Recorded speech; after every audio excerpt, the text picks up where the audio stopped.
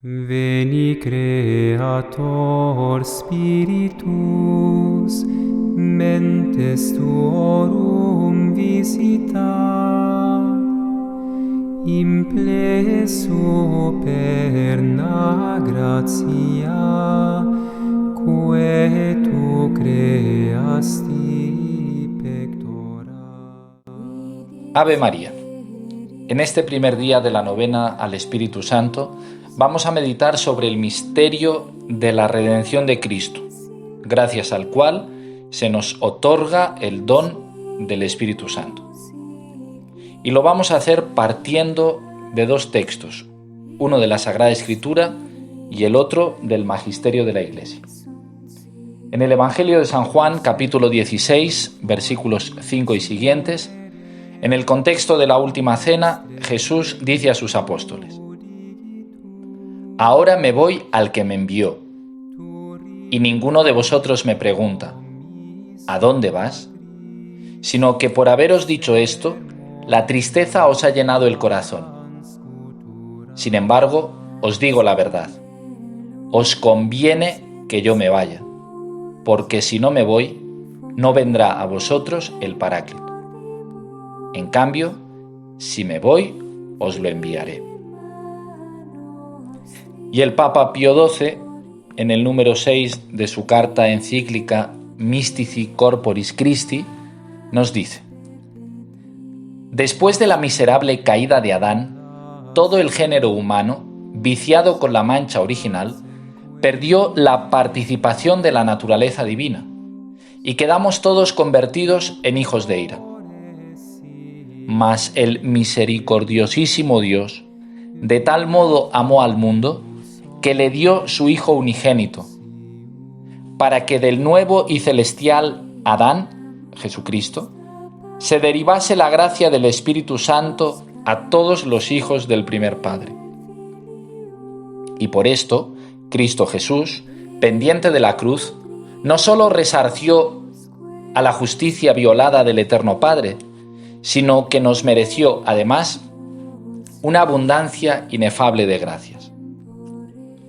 Y para hacer más fácil la meditación de este misterio de la redención, vamos a dividirlo en dos pequeños puntos que nos ayuden a profundizar en este gran misterio del amor redentor de Dios. En el primer punto meditaremos en la redención misma, en qué consiste. Y en el segundo punto meditaremos el fruto que nos otorga la redención, que es el don del Espíritu Santo. Primer punto: ¿en qué consiste la redención del género humano por parte de nuestro Señor Jesucristo? Y podríamos contestar de esta manera sencilla: la redención de Cristo consiste en el sí del Hijo de Dios hecho hombre, que borra todos nuestros nos. El Papa Pío XII, muy acertadamente, hablaba de la miserable caída de Adán, que vició todo el género humano. Y a partir de Adán, todos tenemos esa tendencia desordenada al mal, al pecado, y todos, como dice San Pablo en la carta a los Romanos, hemos pecado. Todos le hemos dicho no a Dios con nuestra vida, con nuestras obras, con nuestros pecados. Entonces, ¿en qué consiste la redención de Cristo? En el sí de Cristo que borra todos nuestros nos. San Pablo en la carta a los Romanos dice: así como por la desobediencia de uno, el no de Adán, todos hemos sido hechos pecadores, por la obediencia también de uno solo, el sí de Cristo, todos hemos sido justificados. Meditar en este misterio de la redención de Cristo es algo que hace mucho bien a nuestra alma, porque Dios nos podía haber salvado de muchas maneras, y sin embargo eligió un modo infinitamente justo e infinitamente misericordioso. Infinitamente justo porque, igual que la amistad con Dios se rompió por el no de una voluntad humana, ahora se restaura por el sí de una voluntad humana, que es la voluntad humana de Cristo Jesús. E infinitamente misericordiosa, porque ese sí de Jesús, Él lo quiso dar unido a la entrega, a la ofrenda de su vida en la cruz. Jesucristo nos podía haber salvado diciendo sí en su corazón, realizando cualquier acto en su vida. Y sin embargo, quiso que ese sí fuera sellado con sangre, fuera un sí crucificado. Esto lo han enseñado los santos y lo enseña la sana teología. Jesucristo, precisamente por ser persona divina, cualquiera de sus actos, por pequeño que fuera, por insignificante que fuera, tenía un valor infinito.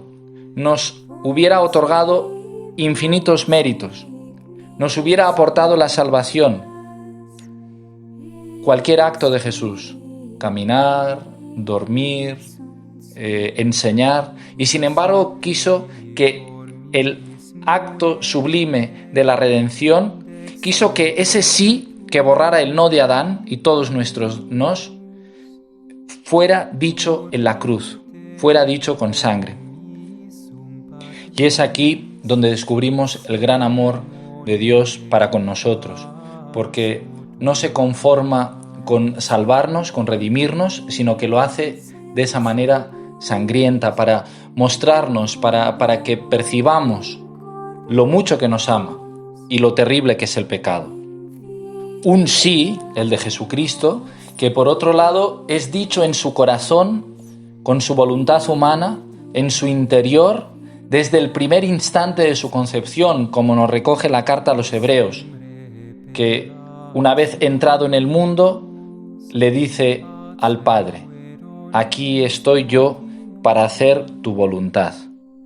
Adán no la quiso cumplir tu voluntad. Yo he venido para hacer tu voluntad. Desde el seno de María ya le está diciendo sí al Padre por nosotros, por nuestra redención. Y toda su vida es un sí al Padre.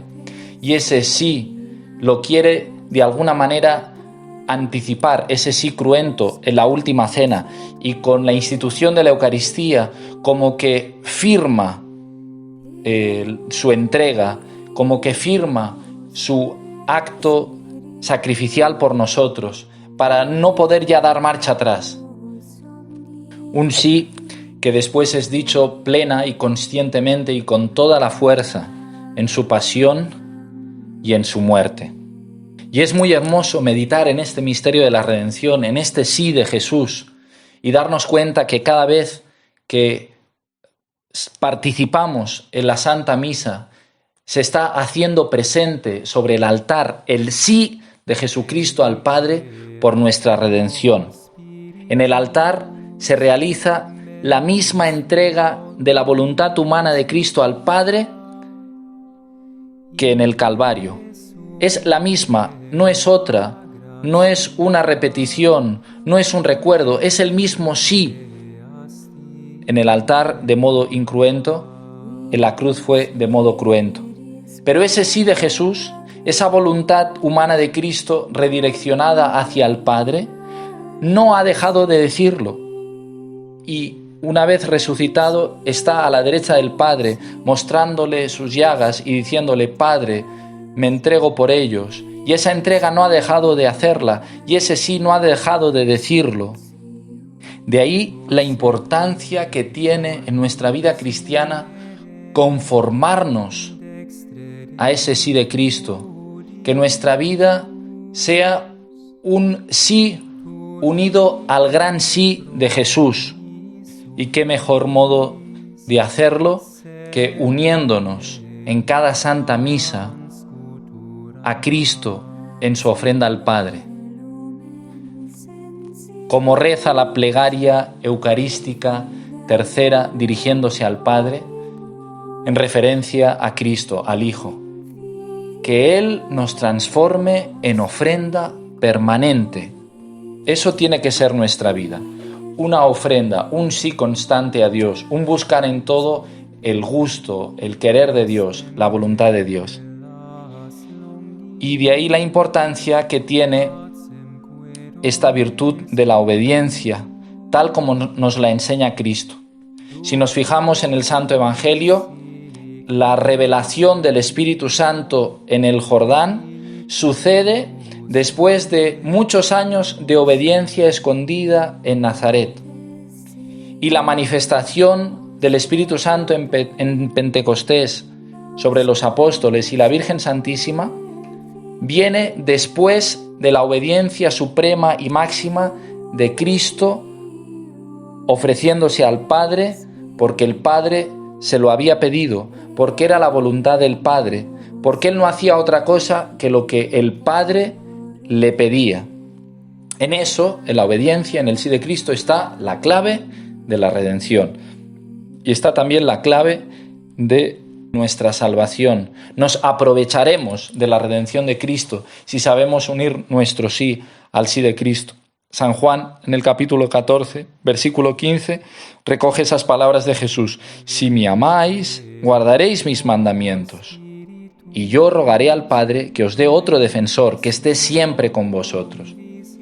Es decir, el Espíritu Santo vendrá en la medida en que guardéis mis mandamientos. Es decir, en la medida en que sepáis decir sí al Padre junto conmigo, uniéndoos a mi entrega redentora, salvadora en la cruz.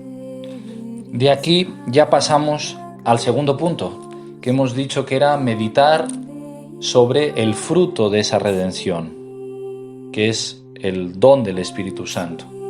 Hay algunos exegetas que, cuando el Evangelio nos narra la muerte de Jesús y nos dice que, dando un fuerte grito, entregó su espíritu, hacen una interpretación muy hermosa de que este entregarnos su espíritu no solo es que muere físicamente, realmente, su alma se separa del elemento material de su cuerpo, sino que nos entrega realmente su Espíritu Santo, porque la redención de Cristo ha venido a traernos precisamente eso que habíamos perdido por culpa del primer Adán, que era la participación en la naturaleza divina, el don del Espíritu Santo. Vamos entonces a meditar muy brevemente en qué consiste este don, que es el Espíritu Santo. Y lo vamos a hacer con unas palabras del padre Juan Antonio Segarra, de la Compañía de Jesús, santo y sabio varón apostólico. El padre Segarra decía que el Espíritu Santo es el estremecimiento en Dios. El estremecimiento en Dios. Y lo explicaba de una manera muy hermosa que voy a intentar de presentarles de manera sencilla. El Padre, desde toda la eternidad, es Padre, porque desde toda la eternidad está engendrando al Hijo. Y el Hijo, en el seno de la Trinidad, desde toda la eternidad, es Hijo, consustancial con el Padre, porque está siendo engendrado desde toda la eternidad por el Padre. Y no es que sea primero el Padre y después el Hijo como un Dios menor, sino que el Padre y el Hijo son consustanciales, son el mismo Dios. El Padre engendrando desde siempre, el Hijo siendo engendrado por el Padre desde siempre. Y el Padre y el Hijo desde siempre también, desde toda la eternidad, amándose con un amor que es tan grande que es también una persona, la persona divina del Espíritu Santo. Entonces el padre Juan Antonio Segarra, al hablarnos del Espíritu Santo, decía que cuando uno se enamora, que cuando uno ama, se siente afectado, se siente movido, se siente estremecido por el amado.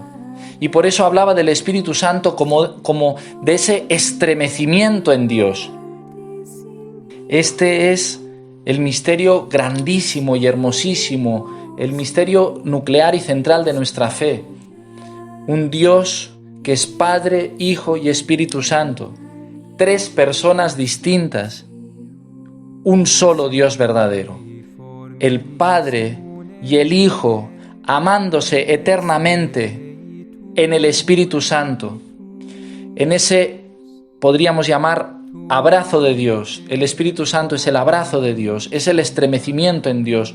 Cuando 2 personas que se aman, que se encuentran, que se abrazan, ese estremecimiento, esa sensación de sentirme afectado, sacudido interiormente, ese es el Espíritu Santo, es la persona divina del Espíritu Santo, es la tercera persona de la Santísima Trinidad, que cuando viene a nuestra alma no viene sola, sino que viene con el Padre y el Hijo, con las que forma el solo y único Dios verdadero. Y este es el don, el regalo, el gran tesoro de la redención de Cristo, regalarnos su Espíritu Santo, regalarnos el estremecimiento en Dios, regalarnos el abrazo del Padre y el Hijo, para que sean nuestros, para que invadan nuestra vida, para que penetren nuestro interior.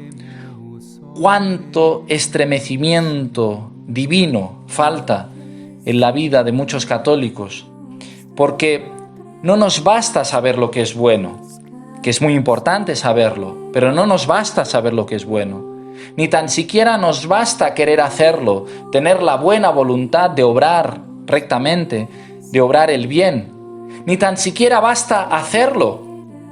No es suficiente con que practiquemos, con que obremos las buenas obras, sino que eso hay que hacerlo con afán, con entusiasmo, con estremecimiento, con calidad divina.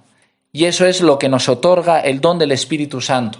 El Espíritu Santo se nos da, se nos regala, para que no llevemos simplemente una vida, entre comillas, buena, una vida de obras de virtud,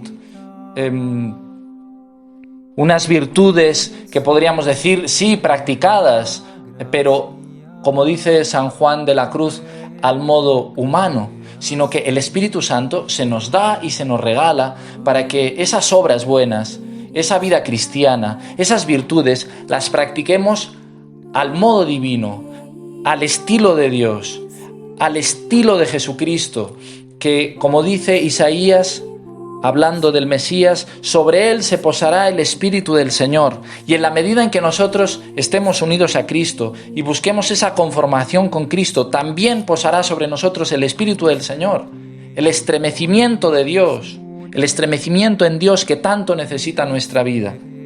Por eso el Señor les dice a los apóstoles en la última cena, y lo hemos recordado al inicio, os conviene que yo me vaya, porque si no me voy, no vendrá a vosotros el defensor, el paráclito, el Espíritu del Padre. ¿Por qué nos convenía que Cristo marchase?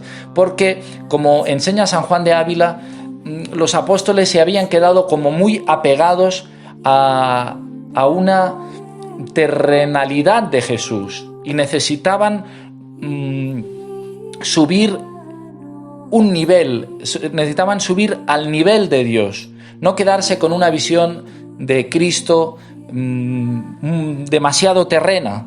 Por eso convenía que Cristo se marchase, para que Cristo nos enviara el Espíritu Santo, el cual nos elevara a ese nivel que está exigiendo la gracia de nosotros.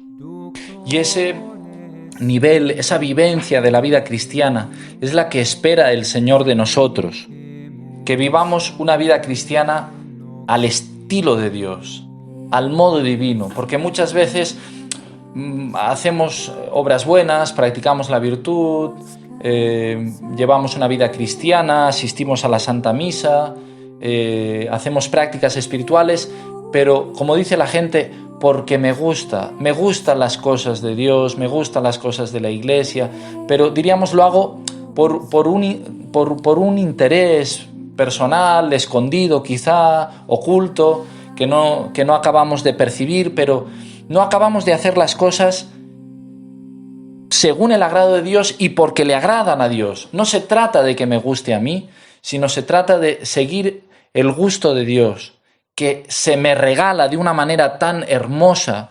viniendo a habitar en mi corazón el Padre, el Hijo, el Espíritu Santo, el abrazo del Padre y el Hijo, que vienen a morar dentro de mí. Y eso muchas veces está en el alma del cristiano, pero está como apagado, está como entre paréntesis. No es que no viva Dios en mi corazón por la gracia, en la inhabitación de las tres divinas personas, pero como que eso no se actualiza en mi vida, como que eso no acaba de dar el fruto esperado, como que tengo a Dios sí, pero lo tengo en mi corazón, pero lo tengo apagado, lo tengo off. Ya mañana, si Dios quiere, en la siguiente meditación veremos cómo podemos colaborar con el Señor para que su presencia en nosotros no sea una presencia dormida por nuestra culpa, sino que Dios vivifique todo nuestro ser y todo nuestro obrar. De hecho, esto, en definitiva, lo que hemos explicado es lo que los tratados espirituales hablan del camino de la ascética y del camino de la mística. El Señor quiere que pasemos por la ascética y algo de esto veremos mañana, de esto algo hablaremos mañana. Pero nuestro destino, nuestro fin, nuestra vocación es vivir una vida mística, es decir, una vida de estremecimiento espiritual, una vida de nivel donde Dios es el que en mi interior, viviendo en mi corazón, guía mi vida. Y entonces mi vida es según el querer de Dios y no según mi querer, aunque sean cosas buenas, aunque sean cosas muy santas, pero el quedarnos en el plano puramente ascético, de practicar la virtud, pero no de buscar ese más, ese plus, ese estremecimiento en Dios. En fin, queridos hermanos, este es el gran fruto de la pasión y muerte de Jesucristo. El gran fruto de la redención es regalarnos el Espíritu Santo. Por ese camino nos hemos de meter y le hemos de pedir al Señor que nos introduzca por esos caminos. Yo siempre, para explicar esta diferencia entre la vida ascética y la vida mística, la vida ascética, que es la vida buena del cristiano bueno, que practica las virtudes, que hace el bien, pero que no acaba de tener ese estremecimiento, que no acaba de hacer las cosas plenamente al modo divino. Yo siempre explico esto con una comparación.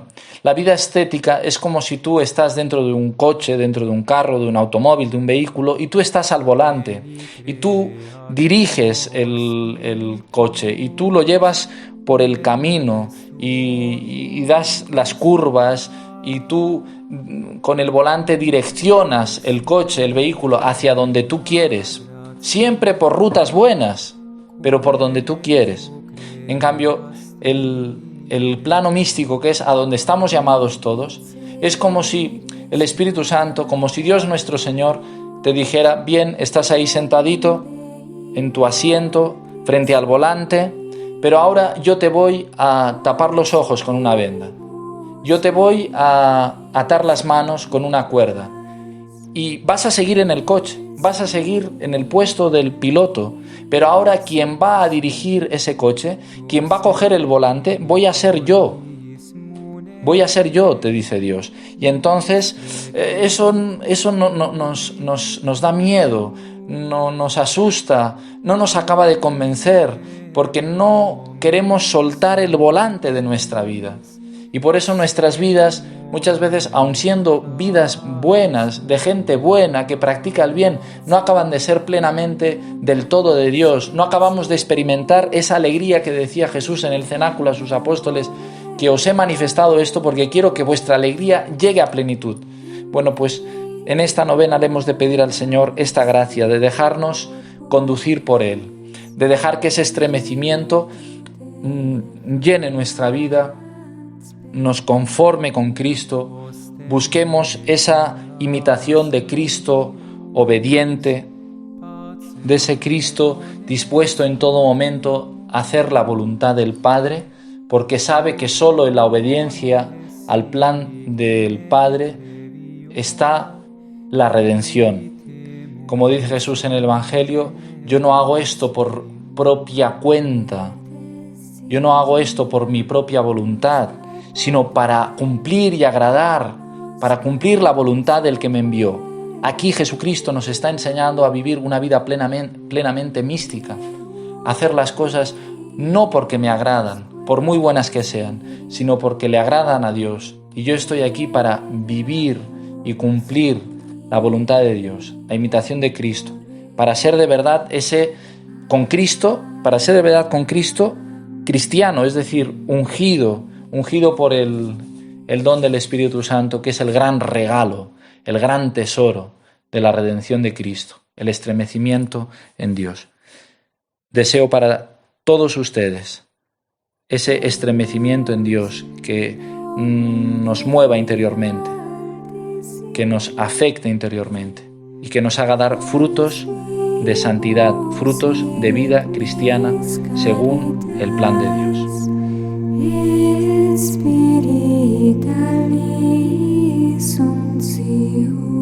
Tu septi